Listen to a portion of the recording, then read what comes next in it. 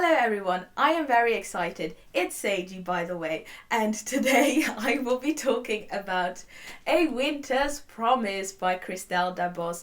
I honestly do not know why it took me such a long time to talk about this book on this channel, because I read it back in March or something, absolutely loved it, read the second book in May, also absolutely loved it. It has since then become one of my all-time favorite fantasy series. So yeah, here we are. Let's talk about A Winter's Promise. The story is set in a world that has been shattered by the rupture, leading to the creation of celestial islands called arcs. These arcs have developed in a distinct way, each having its own relationship to time and space, such as, for instance, illusions or the ability to create space. Ophelia is from the arc Anima, where people have the ability to animate objects. Ophelia can also read the history of objects and travel through mirrors. Her peaceful life of running a museum, however, is interrupted when she gets promised to Thorn, a man from the dangerous and unforgiving pole. The reasons for this betrothal, however, remain unclear, and slowly Ophelia starts to realize that she is just another pawn in a huge scheme. I loved this book so much. What really made me fall in love was just the world building and the magic system. It's so fantastical and intricate and made with such detail and care, and there are so many arcs that I'm just eager to explore as the series progresses. The pole and Anima are vastly different, not only in magic but also societal hierarchy. In Anima, everyone is seen as family and they refer to one another as cousin, and so there isn't much vertical mobility when it comes to moving up in society. The pole, however, is a cold and vicious place, and it's reflected in the powers that the people possess. Their society consists of clans who ferociously fight one another for a place at the top. This is one of the things that makes this story even more interesting, because Ophelia just gets thrown into this society and has to navigate life without getting killed accidentally. Every arc also has an ancestor from which all the inhabitants of the arc descend from. They are referred as the family spirit and are shrouded in mystery. However, between the story there are passages which are referred to as fragments, and those contain information about the family spirits' past as well as the time before the rupture. Those fragments were so well written and definitely one of my favorite parts of the entire book. Aside from all the structures within the world building, this book is also written so beautifully. Oh my gosh. It was translated from the French to the English by Hildegard Serle, and she did such a great job. A lot of the prose felt so soft and poetic. A ray of sunlight decided to enter the room and planted a golden kiss on Bernard's delicate neck. The little curls clustered at her nape gleamed.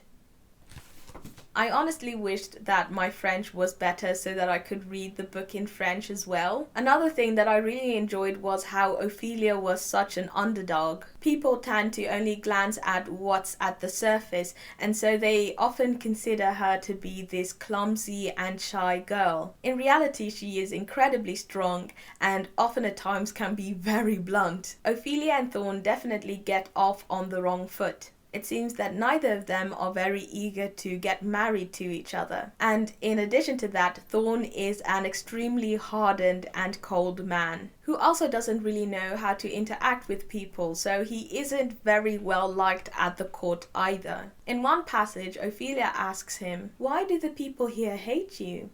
There was a flash of surprise in Thorn's piercing eyes. He was doubtless not prepared for such a direct question.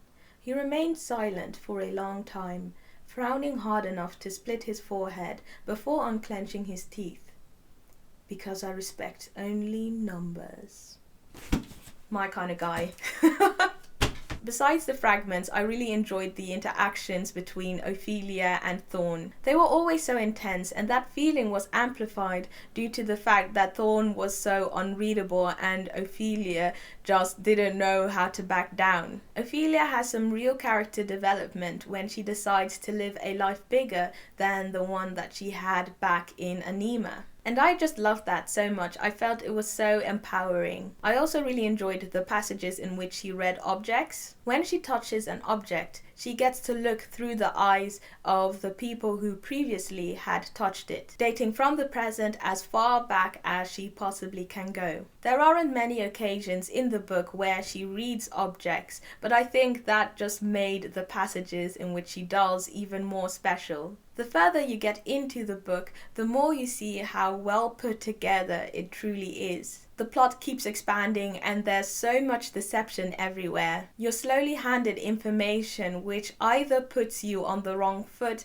or helps you solve the mysteries. Really, every single person in this book has their own agenda. Even the least remarkable characters in this book, and almost none of them align, which makes for a huge spectacle. A huge part of this story is set at the court at Clair de Lune. This palace itself is a huge illusion, both figuratively and literally speaking, in the sense that everyone is showing their best face. But in reality, there is so much ugliness behind those masks, including the entire building. As the book comes to its end, the characters slowly start to reveal themselves. Everyone starts laying their cards out and it is such a surprise. I definitely wasn't able to predict the ending. And yeah, I just have so much appreciation for this book because it's just clear to see how much work went into the plot, the world building, the characters, just everything really. And you know, despite everything happening, I still hoped that Ophelia and Thorn would eventually fall in love. But yeah, this book is almost 500 pages long, but it is so worth the read. So much happens, and for me at least, there never was a dull moment. Either way, that's everything I had to say with regards to A Winter's Promise. Thank you very much for watching. If you like this video, give it a thumbs up, subscribe if you haven't already, and I will see you in the next video.